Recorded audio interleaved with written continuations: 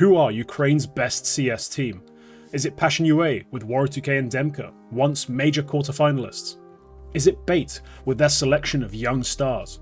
Maybe even Fnatic. They now have a Ukrainian core, plus they have Big Daddy Blame F to help out. Nah, not for me. TNL, aka They Never Lose, aka Team Next Level, are a rising threat to the CS scene. This team, formed by combining 4 players from Dash with a new IGL and a coach who's been around forever, just in the lower ends of the scene, have been running rampant throughout Tier 2 in 2025. Their success has not been limited to online play either, with a LAN win at Level Up Lund making headlines. On Retake the Week. Over the past 3 months, they've won 78% of their matches, with their latest streak of successes qualifying them to Stage 1 of ESL Pro League. Let's take a look at this team, the style they play, the players they boast, and try to understand exactly where they are right now, and where they could be in 6 months' time. This is a roster with an incredibly young group of players, averaging only 20 years of age across the 5 of them. The 4 non-IGL players all average HLTV ratings of at least a 1.09, with the best amongst them hitting the 1.20 mark. Onyx is the IGL and the longest tenured player on the roster. Despite his tenure and his role, he's also quite young at only 20 years old, but is a rising star in the IGL scene. Flyrax plays with the big green gun, a solid pair of hands who has played his best CS on LAN this year. Davi is maybe the most exciting player on the roster. At only 17, the team's hard entry has fantastic mechanics and great chemistry with the team's other rifle star. Speaking of which, Ken is probably the biggest star, the biggest name, the highest rated player on this roster, often trading out Davi and delivering multis over and over again from every possible scenario. Finally, Knifey, the other player who could be seen as a support on this roster. Despite his roles, Knifey still manages to shine, setting the floor for his team incredibly high. The 6 maps they play have all been winners, with their worst win rate sitting at 56.5%. They end up with this kind of diversity thanks to their veto, as they do pick a variety of maps and they are comfortable playing them all. Just depends on which opponent they're facing. Their win rate is thanks to their playstyle, as TNL prioritize getting into their opponent's faces with coordinated aggression on the CT side and faster, harder hitting executes on the T side. This simplifies the rounds they run, getting their rifles into advantageous fights early and often, and making sure they can win things very quickly before the round gets scrappy and messy and requires a bunch of mid rounds and decisions to be made. The calling out of Spawn off the back of these rounds of their successes are also a highlight at times, using the opponent's expectations against them to hit them with counters. Let's take a look at the most successful map of the past 3 months, Mirage. They've played it 16 times, won it 14, and have only dropped it to quality opposition. This map is the playground for their youngest star, Davi, fragging out on short and wherever he may find himself on the offense. Davi can get quite aggressive towards mid through his short responsibility, and even when he's switched out into window, he still stays combative, popping the smoke and looking for duels. His aim and reactions are a nightmare, and you don't get to miss a shot against him. On the T side, he's incredibly raw and fast-paced, leading the TNL pack over and over again straight into the teeth of the defense. This is typically done in the form of bomb site rushes, but one of the counters they like to throw in is with him going quickly up short to try and capitalize on that early timing. It quite often catches CTs out and leads to a lot of free opening kills, but his overall style is more that of just the pure bomb site entry, diving out the apps, running up the ramp.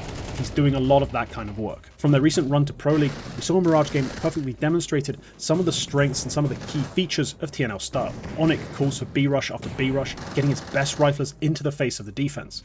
After this endless abuse, he calls for one more, but uses it as a distraction to get a player boosted into the window for a free frag. Now the round does fall apart in the mid to late round here, but the initial idea was very well executed on and was a great call given what had been working for 5 rounds prior. On the defensive end, Davi on short, Ken in connector seems like your typical traditional aggressive combo, but a lot of the rounds actually feature a Flyrax push up mid with the AWP.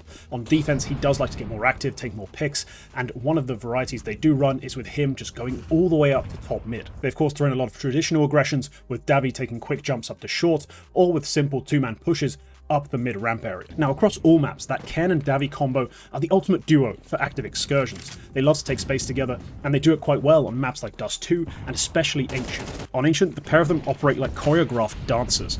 They really understand the timing of the little aggressions and movements and plays they're trying to make, and execute run boosts without any issues. This allows them to take space away from the opposition very quickly, and is something that a lot of teams try to do, but rarely succeed on at quite this rate. The combination of this great timing, this great fluidity, and their outstanding mechanics means that Ken and Davi can really shut down T-sides before they can even get moving with ruthless brutality. For closing rounds, Flyrax and Knifey are quite often the players leaned on. We've talked a lot about the early round, the setups, the aggression, but those two are the players who are maybe more late round focused. The only problem is the decisive nature of the early round rarely leaves a lot of wiggle room for them to use. Rounds are either convincingly won or dismally lost before they get too late. Instead, the priority for these two is a bit different. Now, Flyrax on the defensive end does a lot of early round picks, we saw that on Mirage, but he does generally like to set up on a line and look for an opening kill. On the T side, he's throwing key flashbangs. Those flashbangs that are so important for getting those advantageous fights early are mostly thrown by Flyrax, especially when they're running those sorts of pops over and over again just on speed and timing. Knifey, on the other hand, does anchor his bomb sites quite well. He plays nicely off the back of the cover he's afforded, and then can also use his mechanics, which are fairly strong, to make multi-kills happen. On the T side, he's trading out that aggressive duo. They're the guys diving out, he's the one playing off their shoulder, trying to find the frags that they couldn't. In any case, he's the one cleaning up the mess that opening duo has made, and quite often having to find multi-kills just to do it. This team finally has the chance to show themselves off at the highest level in the coming months.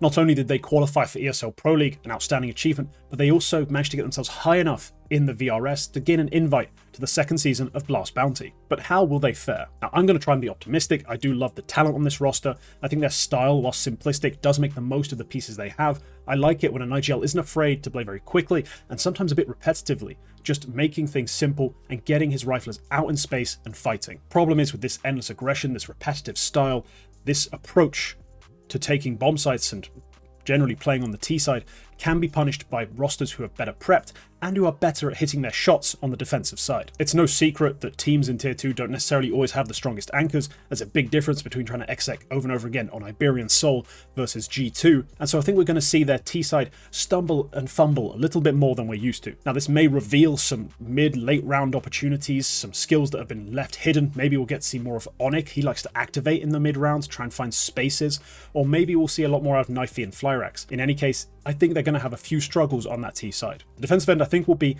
a bit of a strong point. Whilst they are predictably aggressive, they do it in a very clinical, clean way. They're not endlessly, pointlessly just shoving their chips forward into the middle, just pushing things willy-nilly. They do have some coordination to their aggression, and they tend to go in pairs, so at least they're not going to get caught off one by one. I do think Blast Bounty will be a short event for them.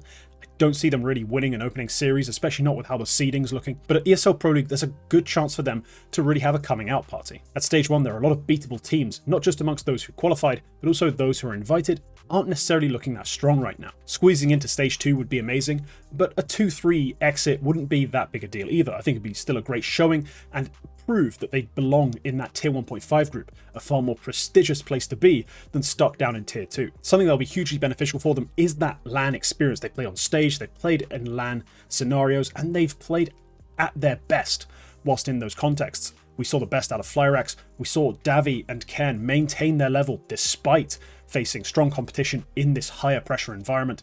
They are going to be a dangerous side no matter what come this LAN portion. For me, 2025 is not the year we see TNL take that step into tier 1, not permanently at least, but I do think we'll see them play a couple more events after this that'll be significant, and hell, they could be one of the teams making a real run towards the major stage 2/stage 3 come Budapest. If they do manage to make that step and start playing more tier 1 events, it'll be one of the most rapid transformations we've ever seen, from tier 3, obscure, unknown, to legit fringe tier 1 side. I think if they manage it as well, they'll have done more than a lot of other teams who've kind of fluked their way into that. Some teams have made runs where they've qualified for a major, and that's kind of propelled them into the fringes of sort of tier 1.5 for a lot longer than they deserved. TNL have already sort of made that case for themselves by endlessly winning online and making deep runs at LANs they've attended.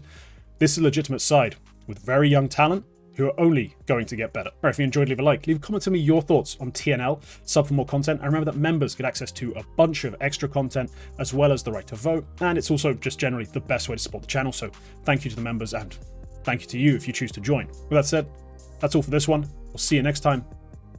Goodbye.